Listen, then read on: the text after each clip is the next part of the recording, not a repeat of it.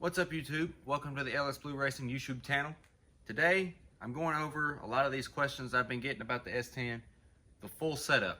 I've gotten a lot of new questions the past couple weeks, especially with the racing videos, asking this, what's that. I'm going to go over everything today. So anybody curious, this is a video to check out for LS Blue.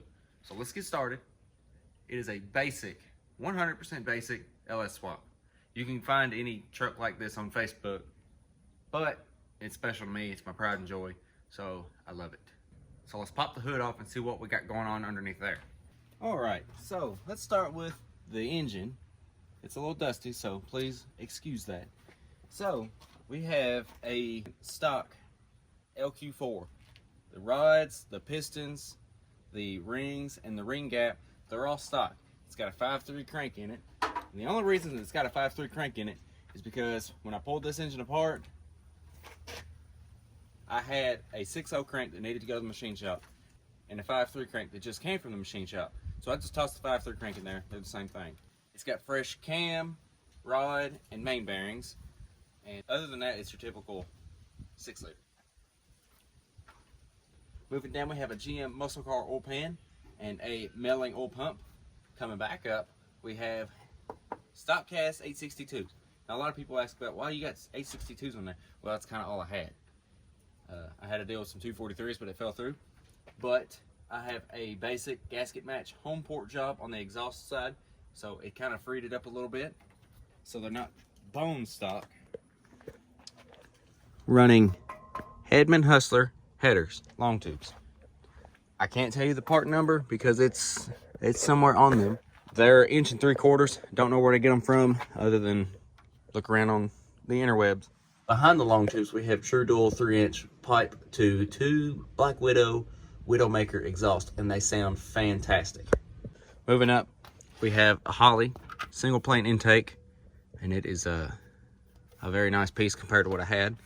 Nitrous outlet, Stinger 2 wet plate kit, and then we have this beautiful AccuFab 4-barrel throttle body.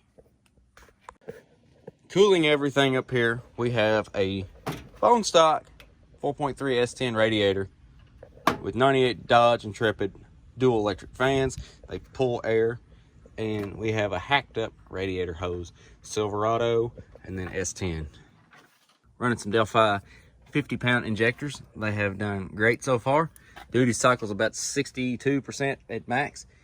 Aeromotive fuel regulator. If you remember, I was having an issue with fuel pressure. I have not started the truck in probably 4 days, and we're still holding good fuel pressure. So that is a very good sign. All the fuel lines are custom. I built them all myself, ordered lines, so I'm not using stock lines.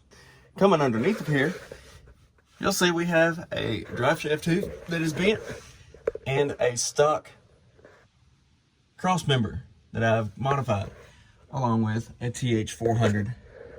Built TH400 transmission. Yes, that is an 02 sensor that has been cut. It has a 3500 nitrous PTC torque converter in it with anti-ballooning plate, and so far it's done good. It's also got a trans brake on it, backed by a custom built drive shaft from from Republic Diesel in Louisville, Kentucky. So it was specifically built for what I planned on doing. Behind the drive shaft, we have a Ford 9-inch rear end with 14 gears under it. Also, while I'm under here, running a Holley fuel pump. It does pretty dang good. For the fuel, we have a Jegs Racing 16-gallon fuel cell. I really recommend these fuel tanks. I have had plenty of metal tanks, and they've all leaked, and they're really hard to fix. And if you do fix them, it's only a matter of time before they start leaking again. This plastic tank's been on here for 2 years, and it has not had a single leak yet. Knock on wood. Where's some wood at? So hopefully it stays that way. Please ignore my mess in here. It was a storage place on the way back from the racetrack. Inside, we have TCI Outlaw shifter. Love it. Really love it. My display screen keeps falling. Joe's Racing Products ignition module. And this is the important part, which is tucked away Now, powering everything, engine-wise, is a Holley Terminator X. Love it, absolutely love it. Wish I had a Holley sponsorship, but I never reached out to them. It's just awesome. I love it. There's so many features that it can do. I can data log. I can go in and adjust my nitrous without having to have a progressive controller, all that. It's all built into the Terminator. Highly recommend Terminator. As far as the headlight wiring and in the interior, well, you've seen my interior. There's not much there. It's not a street mod car. I don't care about any of that. It's built to the way I like it. I have a custom built harness for the headlights and the taillight. Moving on to suspension, which is the juicy part, the part that I have really liked about this truck the past 2 times out to the racetrack. Up front, we have stock control arms with 1-inch extended ball joints and Viking Crusader double adjustable shocks. Now, if you followed me for a while, you know that I do have a sponsorship through Viking, which is why there's stickers on the back of my truck. And this isn't just a plug, you know, for their products because they sponsored me. I have really noticed a difference. Watch these 2 clips.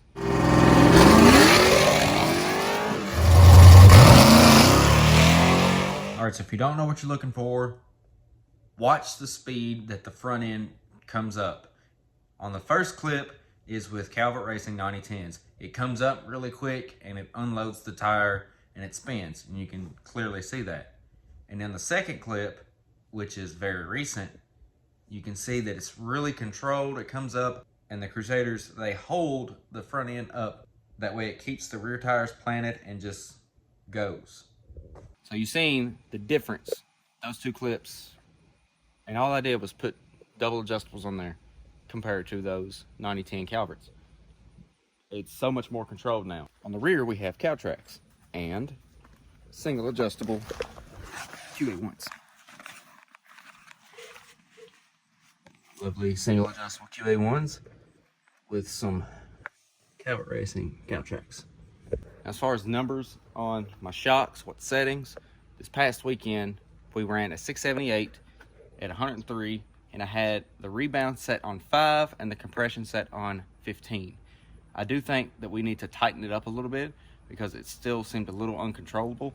But the rear, I've had them set on 15, and that seems a little tight on the single adjustment. So as you can see, there's not a whole lot going on with the truck. It's a really straightforward setup. It's really easy to replicate. If you want to do it yourself to your S10, feel free to ask any questions you want. I'll try to respond my best and give you the best answer that I can. But other than that, that is the full build on LS Blue 6.0, I guess you could say. Thank you guys for watching. Make sure you share this video, drop a comment, like, subscribe, and we'll see it.